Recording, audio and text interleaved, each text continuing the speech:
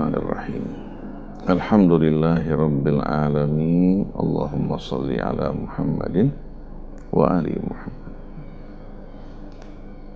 Di dalam Al-Quran banyak Allah subhanahu wa ta'ala menerangkan kepada kita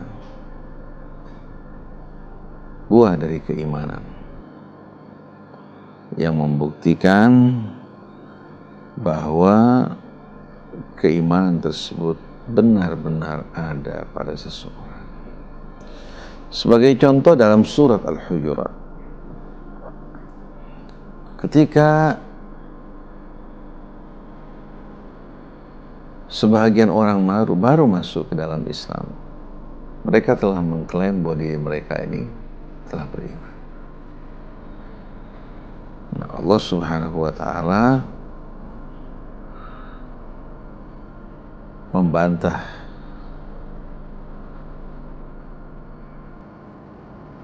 dan meluruskan ucapan mereka bahwa kalian masih belum beriman, kalian baru masuk ke dalam Islam. Apabila kalian sudah mentaati Allah dan Rasul-Nya, baru dari seorang yang masuk ke dalam Islam membuktikan bahwa dirinya beriman kepada Allah subhanahu wa ta'ala. Allah berfirman, qalatil a'rabu amanna.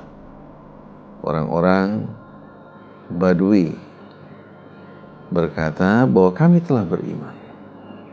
A'rab merupakan jamak dari a'rabi.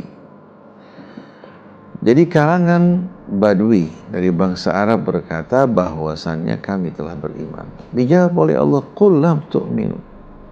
Katakan bahwa kalian belum beriman. Walamma yadkhulul imanu fi qulubikum. Sesungguhnya keimanan belum meresap masuk ke dalam hati kalian. Wa in tuti'ullaha wa rasulahu la yalidkum min a'malikum syai'an. Apabila kalian telah mentaati Allah dan Rasul-Nya, maka Allah tidak akan mengurangi sedikit pun dari amal kalian. Jadi apabila kalian telah mentaati Allah dan Rasul-Nya, nah pada saat itu kalian mulai membuktikan keimanan kalian kepada Allah dan Rasul-Nya. Innallaha ghafurur rahim. Sesungguhnya Allah maha pengampun lagi maha penyayang. Artinya kesalahan-kesalahan, kekurangan-kekurangan dalam perjalanan kalian menuju keimanan, Allah subhanahu wa ta'ala memberikan ampunan. Demikian pula kesalahan-kesalahan dosa-dosa kalian di masa yang lampau. Tanpa ampunan dan rahmat Allah mustahil kita akan mampu untuk meniti berjalan di atas kebenaran. Tidak akan mungkin kita mampu untuk menjaga kebersihan, kesucian diri kita. Nah, setelah itu Allah mulai menerangkan kepada kita definisi keimanan dalam arti yang sebenarnya. Innamal mu'minun alladzina amanu billahi wa rasulihi tsumma lam yartabu. Sesungguhnya orang-orang yang benar-benar beriman itu adalah orang-orang yang betul-betul penuh keyakinan kepada Allah dan Rasul-Nya, dan mereka sedikit pun tidak merasa bimbang dan ragu. Wajahadu bi amwalihim wa anfusihim fi sabilillah, dan mereka berjuang di jalan Allah dengan harta mereka, dengan jiwa mereka. Ulaika humus shadiqun, mereka orang-orang yang benar-benar beriman.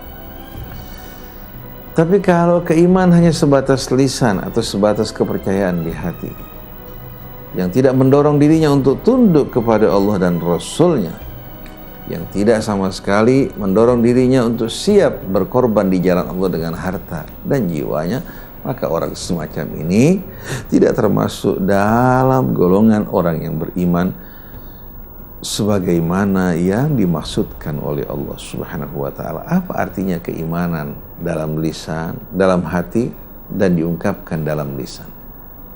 Kalau tidak terlihat sama sekali buah-buahnya, yang tidak sama sekali menunjukkan perbedaan antara orang yang beriman dan orang yang tidak beriman dalam kehidupannya, baik kehidupannya bersama keluarganya, masyarakatnya, kehidupan berbangsanya, bernegaranya, tidak nampak sama sekali tanda-tanda sebagai orang yang beriman, yang jujur, amanat, adil, dan selalu merasa dirinya diawasi oleh Allah, dan dia lebih mengutamakan apa yang ada di sisi Allah dari kehidupan dunia ini.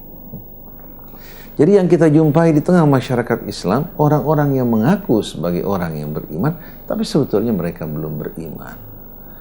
Berdusta, mengkhianati amanah, melakukan kejahatan, tindakan-tindakan yang merugikan orang lain, sama sekali tidak menunjukkan bahwa dirinya sebagai orang yang beriman melalui ucapan maupun perilakunya. Dalam surat Al-Anfal Allah menerangkan innamal mu'minuna alladzina idza dzukirallahu wajilat qulubuhum. Sesungguhnya orang-orang yang beriman, begitu disebutkan nama Allah, diingatkan tentang Allah, Allah yang terus melihat, mengawasi perbuatannya dan akan menghakimi, mengadilinya di hari kemudian nanti, maka hati mereka tergetar, penuh harap dan takut. Penuh rasa harap kepada rahmat Allah, takut dari dosa kesalahan yang mereka perbuat. Wa idza tuliyat alaihim ayatuhu zadatuhum imana. Dan apabila dibacakan ayat-ayat Allah kepada mereka, keimanan mereka bertambah. Wa ala rabbihim yatawakkalun, dan mereka benar-benar kepada Tuhan mereka bersandar, berserah diri seutuhnya. Ini merupakan gambaran dari orang yang beriman.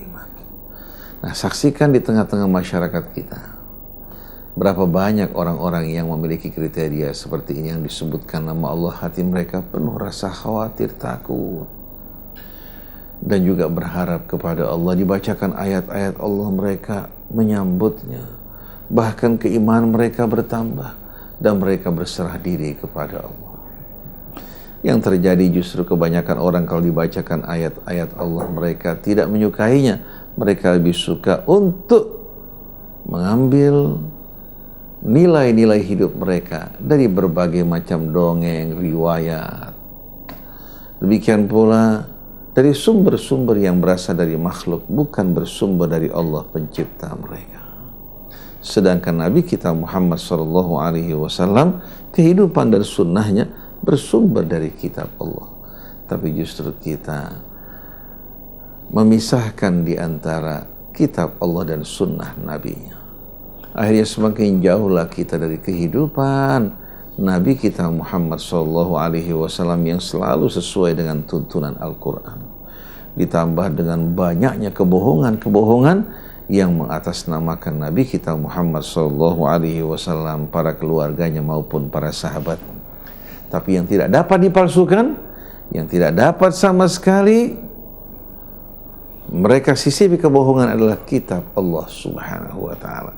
Sedangkan tafsir-tafsir Al-Quran yang begitu banyak pun tidak luput dari hawa nafsu manusia, dari kepalsuan dan kebohongan. Maka untuk menguji kebenaran sesuatu, jalan satu-satunya hanya kembali kepada kitab Allah yang dijamin kesucian dan kebenarannya. Bukan justru mengembalikan Quran kepada manusia, baik manusia terdahulu yang masuk dalam kategori salaf atau manusia yang hidup pada masa kini, tidak. Kembali kepada kitab Allah Subhanahu wa ta'ala. Fa in tanaza'tum fi syai'in farudduhu ila Allahi war Rasul in kuntum tu'minuna billahi wal yaumil akhir.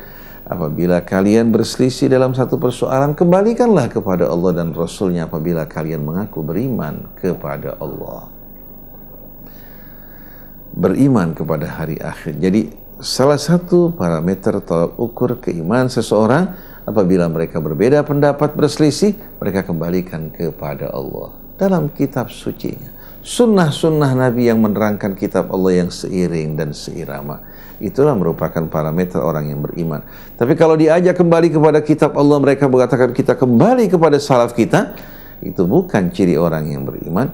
Tapi ini justru merupakan ciri orang-orang musyrik seperti yang dihadapi oleh Nabi kita Muhammad SAW. Wa idza qila lahum muttabi'u ma anzalallah, kalau mereka diajak kembali kepada kitab Allah, mari bersama-sama kita kembali kepada apa yang Allah turunkan, qalu bal nattabi'u ma wajadna alaihi aba'ana, mereka mengatakan kami hanya akan mengikuti apa yang kami dapatkan dari orang-orang tua kami.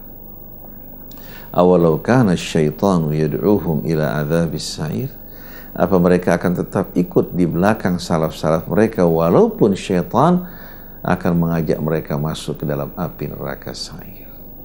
Jadi kesimpulannya, di antara salah satu ciri orang yang beriman kepada Allah dan hari akhirat, mengembalikan semua persoalan kita kepada kitab Allah dan sunnah-sunnah Rasulnya yang menjadi bayan keterangan dari kitab Allah, baik melalui ucapan beliau maupun melalui perilaku beliau.